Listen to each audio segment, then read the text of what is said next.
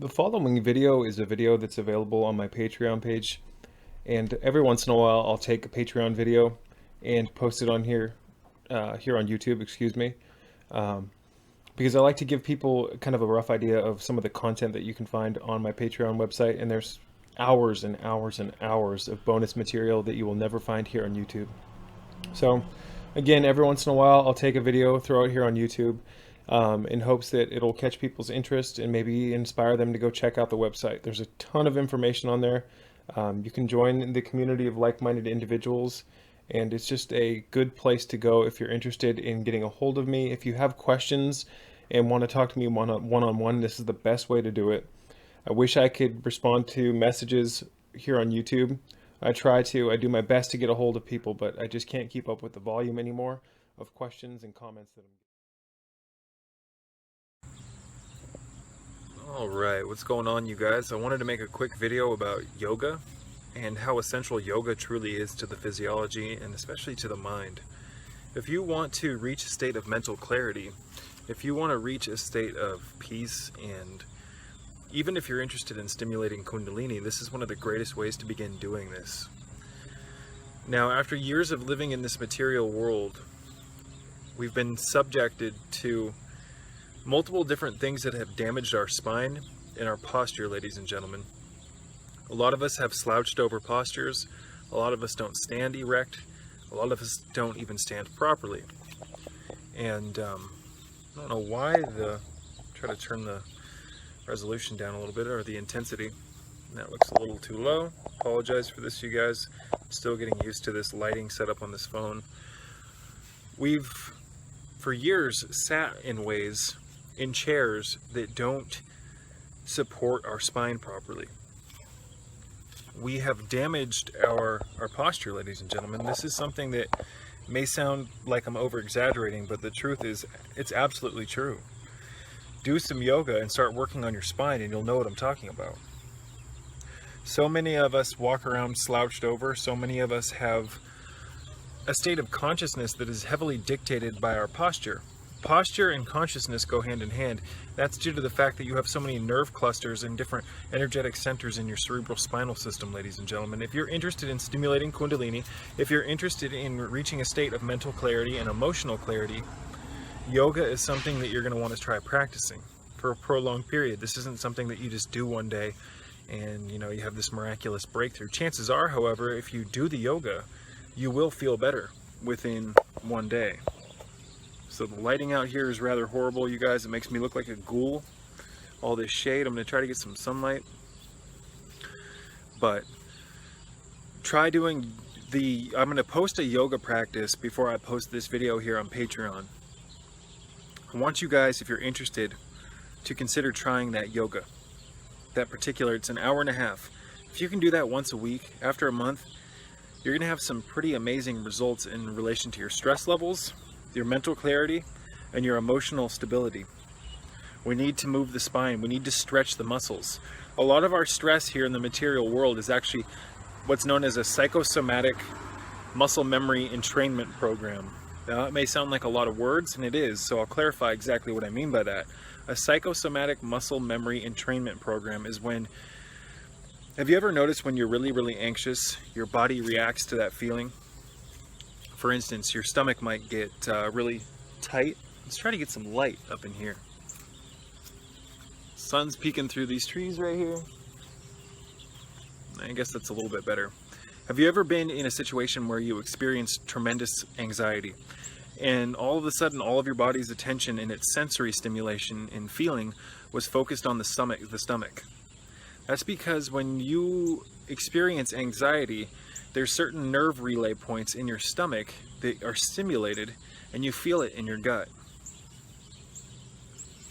The mind is much more powerful than we give it credit for. It actually has complete jurisdiction over the body. Yoga essentially can be broken down into multiple different definitions, but one of the easiest ways to define yoga would be union. It's merging the body and the mind so that you can merge with the divine through Kundalini. That's the sole purpose of yoga. The real hidden purpose of yoga is to merge with Kundalini, ladies and gentlemen. And that is the meaning of life. In my opinion, the meaning of life is to merge with the divine And we only do that through the Kundalini. So a muscle entrainment program, you guys, I kind of got off subject. Whenever you experience a lot of stress in your life, whenever you experience a lot of anxiety, it actually affects the physiology. It affects your stomach. It affects your muscles. It affects your spine. It affects your heart. Stress is a huge killer. There's actually a great documentary about how much of a killer stress truly is. Got a notification. But just right now letting some sunlight filtered through these leaves and come into my eyes. It looks like there's no sunlight hitting my face, but there actually is. So after years and years and years of experiencing stress, and most people do, we live in a stressful world, even people who appear to not be stressed or have anxiety usually do have some type of underlying anxiety or emotional issue that's affecting their life in some non-beneficial, unsalubrious way. So after years of this happening, you guys, the tension needs somewhere to go. So when you experience stress, when you experience anxiety, not only does it affect your body and it can make you get slunched out, you know, most people who have anxiety, they have a posture that's not fully erect. Their chest is rather closed as opposed to being opened. And that's because anxiety and stress constricts your body. That stress, when you experience a stressful experience, it needs somewhere to go, and it gets embedded into the muscle fibers. It gets embedded into the cellular memory of your biology, ladies and gentlemen, your physiology. It gets into your biological blueprint and alters it. Yoga is one of the greatest ways to get rid of that biological altering, because when you do yoga and you're standing in a position known as an asana in yogic terms, when you're standing in a particular position for 30 seconds or a minute, however long you're holding an asana, and you have your arms stretched really high and you're doing all these crazy contortions and you're holding your body and locking your body into different yoga positions, which are again also known as asanas, you are actively giving your body and your muscle fibers and your mind enough time in segments to actually begin removing the muscle memory programming that's stuck in the muscles. You'll notice that many people with anxiety, many people with massive amounts of stress in their life, they are not limber, ladies and gentlemen. They are stiffer than coral. They are stiffer than a pillar of salt. Over years, ladies and gentlemen, in unison with eating an unhealthy diet, stress, anxiety, emotional duress, and multiple different other factors like all the calcification that you've done to your body from drinking tap water, these things get into your system, they accumulate in your system, and they make you go from a completely upright man or woman, and they continue to constrict you. Lack of health is a constriction, ladies and gentlemen. Health is a breaking through from that constriction and an opening up. It's like a dam being broken and the water can finally start flowing again. So right now, metaphorically speaking, we are experiencing that damming effect here in the material world, especially in the United States, ladies and gentlemen. Trying to get some light again. See if that's any better. It doesn't look like it. But we are experiencing that constriction. We are experiencing that damming up. And what happens when you dam water up? For instance, let's say there's stagnation in the stream of water. When water stops flowing, bacteria starts to gather, mosquitoes start to gather, the water becomes, I don't know if tepid's the correct word, but it becomes putrefied, it begins to rancidify, and it brings parasites, and things that were previously living in that body of water begin to die if they can't get out of that water. We need to open up the elimination channels. We need to stretch our muscles. Yoga is one of the greatest ways to improve your creativity because it brings more oxygen and blood to your brain, ladies and gentlemen. It gives your body kind of an internal massage. Your nervous system gets an internal massage. Yes, it's going to be difficult. Yes, it can be hellacious. Yoga can be one of the most difficult forms of exercise. And you guys, it is probably the most rejected form of exercise in the West. Everyone wants to get out and ride their bike, and I'm a huge advocate of that. I love cycling. But everyone wants to do what they're comfortable with.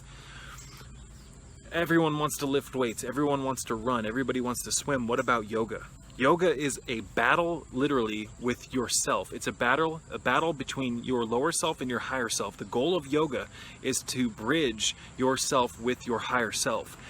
So all that pain that you experience, whether it be emotional or physical, all of the uncomfortable positions that you hold yourself in while you're doing yoga, it's a test on yourself, ladies and gentlemen. It's a test on your shadow, your unconscious mind, your subconscious mind, you can expulge, you can exercise, and I don't mean exercise like, you know, working out. I mean exercise like exercising a demon. You can exercise your own internal lower self programming through exercise, or through yoga, and you can do it through cycling and whatnot. You can do it through weightlifting, but it's much more difficult because you actually have some type of stimulus that you're holding, or you're cycling on a bike. You're using a physical object. With yoga, you're using yourself as your own weight. It's literally you against yourself. And as you work through yogic positions and you get more limber, as you get better at this, it raises your confidence, because if you can successfully sit in some of these very difficult positions and do it because you know it's the right thing to do, by getting through that and coming back for more, even though you know part of you knows it's difficult and that it hurts, by doing that you build self-confidence because you're eagerly and willingly and intentionally going into a situation that makes you uncomfortable because you know it's what's best for you. So you stretch your arms out and you stretch your muscles. You'd be amazed at how much better your mind feels after yoga. You're literally, I can go into my temple, I call it, my room here in Virginia, one of my rooms. Got a mosquito on my screen. And I can stretch my muscles out, and I can be in a room and close that door, and that room's rather large with the air conditioning on. And all I'm doing is holding myself in certain positions. And after about 20 minutes of this, there's sweat beating off my nose. It's one of the greatest workouts ever, ladies and gentlemen. It's one of the greatest workouts ever because it challenges so many different aspects of not only your physical body, but your mind, because your mind is what makes the decision to even go into the situation and do the yoga or not. Your mind is that part of your mind is your mind is what's gonna get you through yoga. Your mind is either gonna be able to go, I can push through this, or your mind's gonna say, oh, this is difficult, I wanna give up. And you might try to look for a cure in some other avenue. And I'm not saying yoga is necessarily a cure, but it sure as hell is a very crucial part of any system of health. And it's one of the greatest ways to stimulate Kundalini, ladies and gentlemen, because it deliberately works on the spinal system. And Kundalini, you guys, moves up the cerebral spinal system. I'm trying to get some light. See if that's any better. Doesn't really look like it. Kundalini is the way out of this mess. If you are interested in raising consciousness, the only way to do it is through Kundalini. To truly awaken consciousness, to truly awaken those parts of your physiology and your consciousness, to really plunge into your subconscious mind and to cleanse it. You do that through Kundalini. It's a built-in mechanism. That's what makes Kundalini unique. It's not something that, how would I explain it? It's a part of you that it's a built-in mechanism. It's not something that isn't real. A lot of people try to approach mysticism and enlightenment through measures that don't really have any factuality in the physiology. So a lot of people practice certain forms of esoteric magic to try to become enlightened. Some people, what I'm getting at is there's so many different approaches to try to raise consciousness, but it all comes down to Kundalini. Because even if you do some type of shamanism or shamanic drumming, you're stimulating parts of your subconscious mind that are awakening doors of perception in your consciousness that allow you to experience those experiences with not necessarily the paranormal, but higher states of consciousness, things like what's known as samadhi or nirvana, Christ consciousness. We have so many different realms of consciousness to experience through the arousal and awakening of Kundalini. But we live in a culture that really, it's like the complete opposite of Kundalini. Kundalini is just balance with the self. It's realizing who and what we are. And I'm not going to say what we are, because if I told you, you probably wouldn't believe me. There's a good chance certain things just shouldn't be said.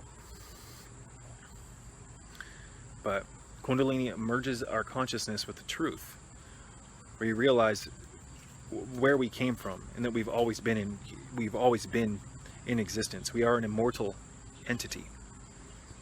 We are literally, right now in the physical world, we are reflections, divine reflections of each other. We are a fragmented entity that has been broken up into subjective pieces so that we can experience consciousness from different points of view. I hope that makes sense. It's beautiful out here, you guys. Get outside, get some sunlight. Again, check out that yoga course that I posted below. That's difficult. It's not going to be easy. It's an hour and a half. It had been a while. You know, I do stretching. I do certain Taoist exercises, the the different animal exercises in the Taoist healing system. If you're interested in that, you can check out Dr. Stephen T. Chang's book, The Complete System of Self-Healing, a book I was led to. One day I got this really weird surge of emotion that basically guided me to drive just randomly for about 45 minutes, and I found this bookstore.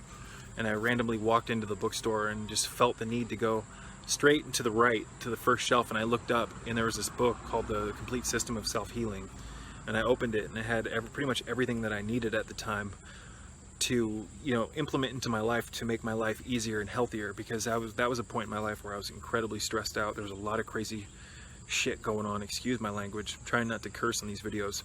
But The Complete System of Self-Healing, that's a great book to buy, you guys, if you're interested in Kundalini. It actually helps. There's those exercises in that book are designed to bring life back into your meridian system, and your meridians are the subtle channels inside your system, inside your physiology, that pump chi into your system so that your protoplasm can be kept alive.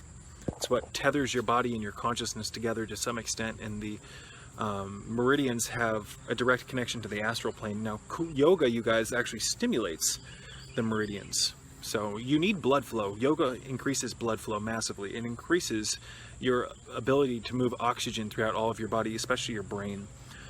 Not only that, but as I was saying earlier, you are going to legitimately stretch out certain parts of yourself that are stuck in certain psychosomatic muscle entrainment programs. So, you know, muscle memory, you guys, is something, you know, that's not just stress being stuck in your muscles. You actually have addictions stuck in your muscles. I know that may sound crazy, but you have addictive programs stuck in your muscles. Your body and your mind, if you're addicted to something, have become comfortable with a certain pattern of action. Now, what do I mean by that? Your body and your mind have become accustomed to a certain pattern of action. So for me, when I was an alcoholic, I became accustomed to the physical and mental pattern of walking to the store every day and buying a bottle of booze. After about 5 to 6 times of doing that, maybe not 5 to 6, maybe more, they say it takes 17 actions for something to become a habit. So we'll say 17 times it took me to walk to the store and back. I created a habit. That habit became muscle memory because I liked the way I felt when I was drunk. My body became used to a circadian loop of every day at the same time, I'm going to walk to the store, I'm going to buy the booze, and I did that so much that it actually became part of my physical reality. My body would actually, it was the weirdest thing. Even if I wasn't looking at the clock at 6 o'clock at night, my body just like knew that it was time to go to the store, even though I didn't know what time it was. These things have much deeper meaning, ladies and gentlemen. It starts in the mind and it penetrates into the body, because the physical body is the instrument that the mind uses to do things and to get things done here in this material world, whether it be beneficial or non-beneficial. Your body is, again, a tool. It's a spacesuit. It's impartial to good and bad. It listens to what you feed it. It listens to what your thoughts are. It listens to your emotions. You can change your mind a lot easier. That's not necessarily true. I was going to say that you can change your mind a lot easier than you can change your body. That's not necessarily true. For some people, the mental programming goes so deep that it's easier for them to try to cleanse their mind by first taking care of their body, by putting the right fuel into their system. Everyone's unique. Some people need to really cleanse their mind before they can get to their body, and some people need to get to their body before they can get to their mind, and some people need to have an equal balance of both, because that's the essential outcome. That's the essential goal that we're all looking for. So it's beautiful out here, you guys. I'm just out here, grounded to the earth, around the trees, discussing yoga with you. But your addictions, you know, if you sit in particular yoga asanas and do the stretches, and you hold your body and you stretch your arms out as much as you can in these different positions, and there's many of them. Mirage, stop. Mirage.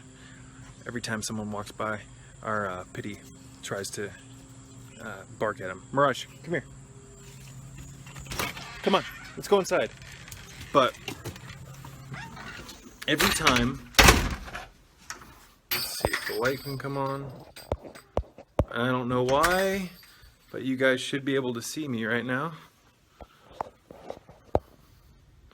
Aha, there we go.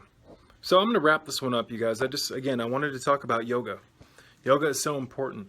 Every time you, coming inside and you know, I saw my neighbors were all standing out front. I didn't know they were out there watching me record this video. People do some strange things. They were just looking at me like I was crazy. Kind of threw me out of my train of thought. You store genetic addictions to a large extent in your physiology, in your mind. You can stretch them out. I'm not saying that you're just going to do yoga and, you know, fix all your issues, because that's not the case. Things aren't always that simple. But you can really bring oxygen to your body, into your brain, and you can open up these channels. By stretching out the spine, you actually stimulate the nerves in the spine and you bring more energy to those nerve centers. This is, again, why it's so essential for Kundalini. Kundalini is... What's interesting, if you're interested in Kundalini, is that if you look at the lore of Kundalini, if you look at the legends, the myths, the stories, the stuff that's been written in the different... you know, legends of Kundalini by the ancient masters and the sages, yoga was always a part of their system for raising Kundalini. Yoga and meditation were both, those two things were always in every sage's magical toolbox, so to speak. It's basically a self-care mechanism. You can get the best workout in the world for free. You don't need weights. I'm not saying that weightlifting is bad, because weightlifting is awesome. Weightlifting helps stimulate skeletal muscle. It helps stimulate regrowth and repair of the entire frame and chassis of the human body. But yoga, I can stand in a room like this and stretch with using only myself and get the greatest workout ever. It's beautiful. So, but through yoga, you guys, you can really start to stimulate higher states of consciousness because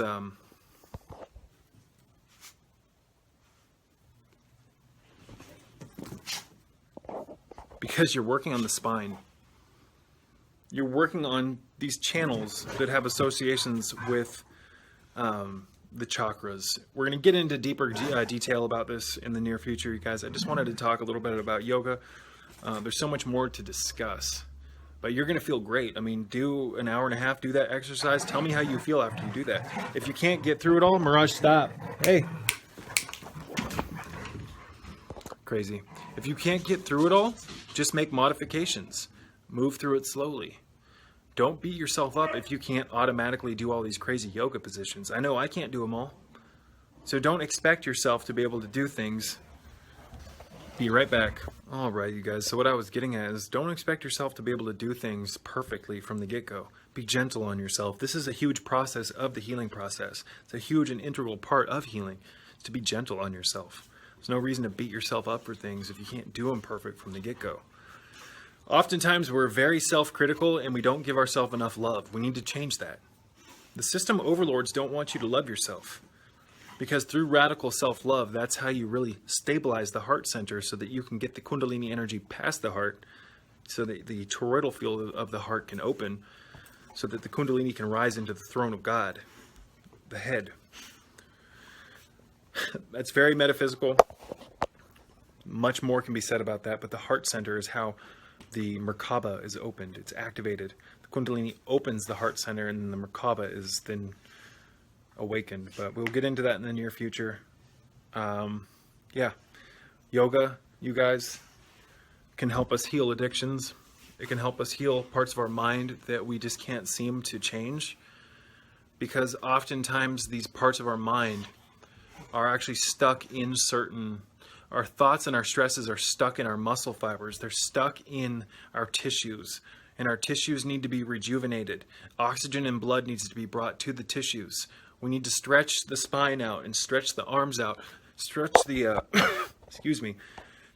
a lot of times people have stress here in the neck, especially in the shoulders and their arms. You do the yoga right, you're going to completely elongate those bound up tissues that are all knotted, and you're going to bring life back to them, and they're going to be smooth again, metaphorically speaking. Everything's going to work properly. So how do you expect your mind to work properly? How do you expect to feel healed and to know that you're healed and to get this Christ consciousness energy moving through you, the Kundalini energy moving through you, if you're bound up and tight and stiff? Enlightenment requires a state of being limber. It requires a posture. Without the correct posture, the Kundalini can never move up your spine. In fact, for people who have spontaneous awakenings in the West, whether they're induced through psychedelics, you name it, which is not a smart thing to do. Some people will experience these things. They'll accidentally awaken the Kundalini through ingesting like psilocybin mushrooms. And they'll be in a state of rigid posture, and the Kundalini will awaken and literally like stretch their spine out without their consent. And it scares the living hell out of people, because the Kundalini has to be in a certain posture so that the energy can get through each ganglia and through each nerve in all of your vertebra.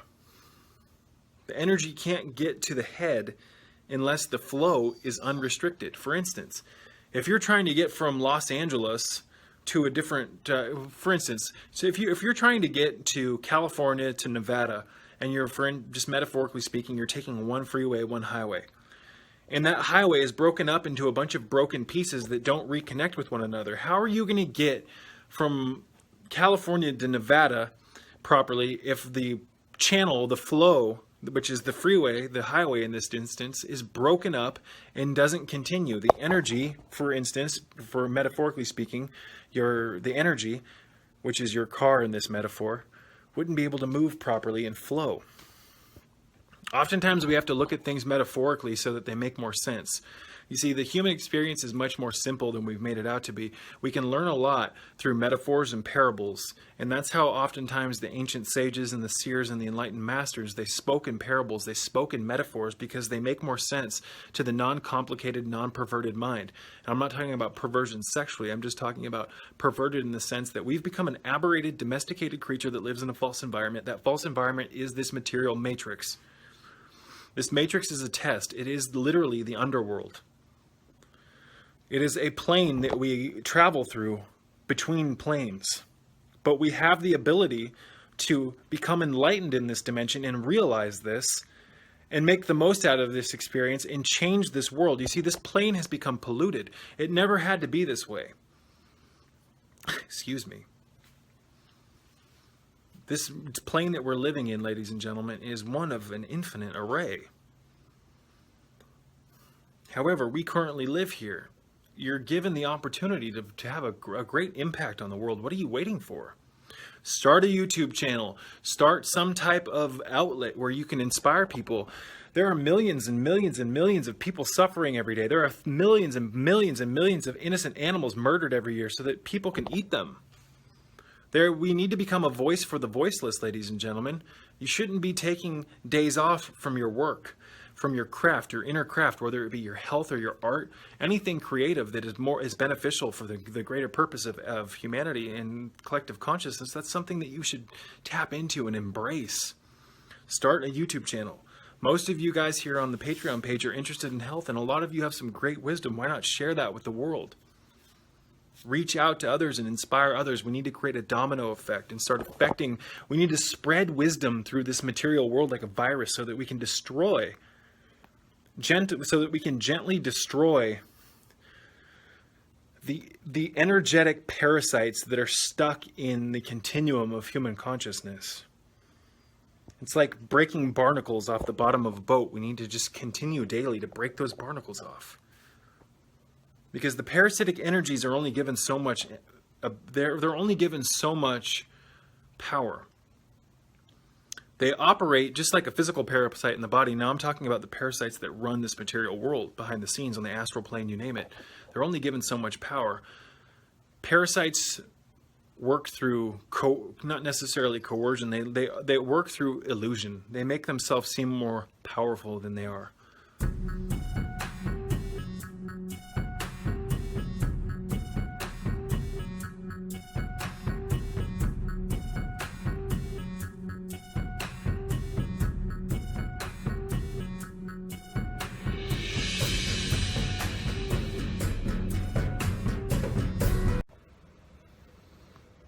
Thank you for watching. I hope that my channel and my messages, my passion, you name it, can inspire you today to take better care of your health. There's nothing more important than taking daily steps towards greater health. Health impacts every part of your life, ladies and gentlemen. Physical, mental health, emotional health, spiritual health, you name it. It addresses every part of our lives. Health is indeed the divine foundation that we need to have so that we can achieve the life that we want. This is Lord Ganesh, the remover of obstacles, and I hope that the obstacles in your life, if you have them, can clear, and that you can attain your heart's desire. I do indeed hope that we can achieve a greater state of being here in this world.